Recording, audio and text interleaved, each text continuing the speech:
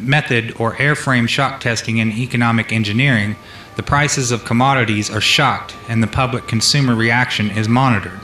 The resulting echoes of the economic shock are interpreted theoretically by computers, and the economic structure of the economy is thus discovered. It is by this process that partial differential and difference matrices are discovered that define the family household and make possible its evaluation as an economic industry, dissipative consumer structure. Then the response of the household to future shocks can be predicted and manipulated, and society becomes a well-regulated animal with its reins under the control of a sophisticated computer-regulated social engineering bookkeeping system. Eventually, every individual element of the structure comes under computer control through a knowledge of personal preferences. Such knowledge, guaranteed by computer association of consumer preferences, UPC codes, zebra stripe pricing codes on packages with identified consumers, identified via association with the use of a credit card and later a permanent tattooed body number invisible under the normal ambient illumination. Summary. Economics is only a social extension of a natural energy system. It also has its three passive components. Because of the distribution of wealth and the lack of communication and lack of data, this field has been the last energy field for which a knowledge of these three passive components has been developed. Since energy is the key to all activity on the face of the earth, it follows that in order to attain a monopoly of energy, raw materials, goods, and services, and to establish a world system of slave labor, it is necessary to have a first-strike capability in the field of economics. In order to maintain our position, it is necessary that we have absolute first knowledge of the science of control over all economic factors and the first experience in engineering the world economy. In order to achieve such sovereignty, we must at least achieve this one end, that the public will not make either the logical or mathematical connection between economics and the other energy sciences, or learn to apply such knowledge. This is becoming increasingly difficult to control, because more and more businesses are making demands upon their computer programmers to create and apply mathematical models for the management of those businesses.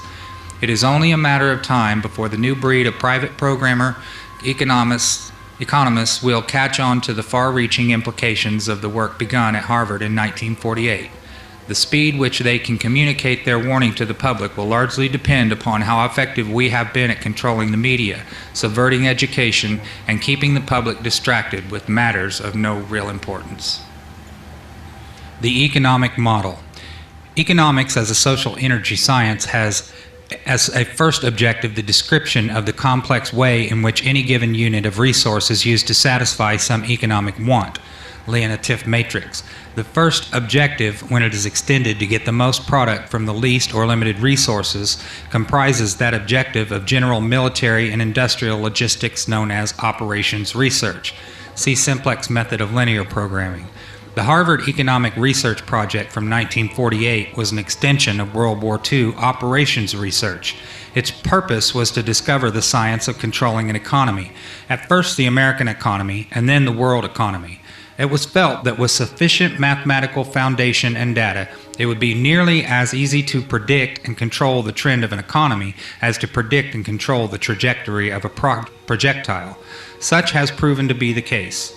Moreover, the economy has been transformed into a guided missile on target. The immediate aim of the Harvard project was to discover the economic structure, what forces change that structure, how the behavior of that structure can be predicted, and how it can be manipulated. What was needed was a well-organized knowledge of the mathematical structures and interrelationships of investment, production, distribution, and consumption. To make a short story of it all, it was discovered that an economy obeyed the same laws as electricity, and that all of the mathematical theory and practical and computer know-how developed for the electronic field could be directly applied in the study of economics. This discovery was not openly declared, and its more subtle implications were and are kept a close guarded secret. For example, that in an economic model, human life is measured in dollars, and that the electric spark generated when opening a switch connected to an active inductor is mathematically analogous to the initiation of war. The greatest hurdle which theoretical economists faced was the accurate description of the household as an industry. This is a challenge because consumer purchases are a matter of choice, which in turn is influenced by income, price, and other economic factors. This hurdle was cleared in an indirect and statistically approximate way by an application of shock testing to determine the current characteristics called current technical coefficients of household industry. Finally, because problems in theoretical electronics can be translated very easily into problems of theoretical electronics, and the solution translated back again, it follows that only a book of language translation and concept definition needed to be written for economics. The remainder could be gotten from standard works on mathematics and electronics. This makes the publication of books on advanced economics unnecessary and greatly simplifies project security. This section of the document presents many industrial diagrams, so I'm just going to scroll through these, and you can pause the video if there's anything. And this is the result into which we substitute to get that set of conditions of prices of commodities, bad news on TV, etc., which will deliver a collapse of public morale ripe for takeover. Once the economic price and sales coefficients are determined, they may be translated into technical supply and demand coefficients. Shock testing of a given commodity is then repeated to get the time rate of change of these technical coefficients. Introduction to economic amplifiers. Economic amplifiers are the active components of economic engineering. The basic characteristics of any amplifier, mechanical, electrical, or economic, is that it receives an input control signal and delivers energy from an independent energy source to a specified output terminal in a predictable relationship to that input control signal. The simplest form of an economic amplifier is a device called advertising. If a person is spoken to by a TV advertiser as if he were 12 years old, then due to suggestibility, he will, with a certain probability, respond or react to that suggestion with the uncritical response of a 12-year-old, and will reach into his economic reservoir and deliver its energy to put that product on impulse when he passes it in the store. An economic amplifier may have several inputs and output. Its response might be instantaneous or delayed. Its circuit symbol might be a rotary switch if its options are exclusive, qualitative, go or no-go, or it might have its parametric input-output relationships specified by a matrix with internal energy sources represented. Whatever its form might be, its purpose is to govern the flow of energy from a source to an output sink in direct relationship to an input control signal. For this reason, it is called an active circuit element or component.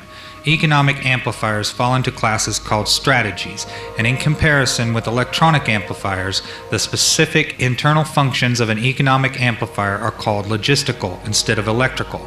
Therefore, economic amplifiers not only deliver power gain, but also in effect are used to cause changes in the economic circuitry. In the design of an economic amplifier, we must have some idea of at least 5 functions, which are the available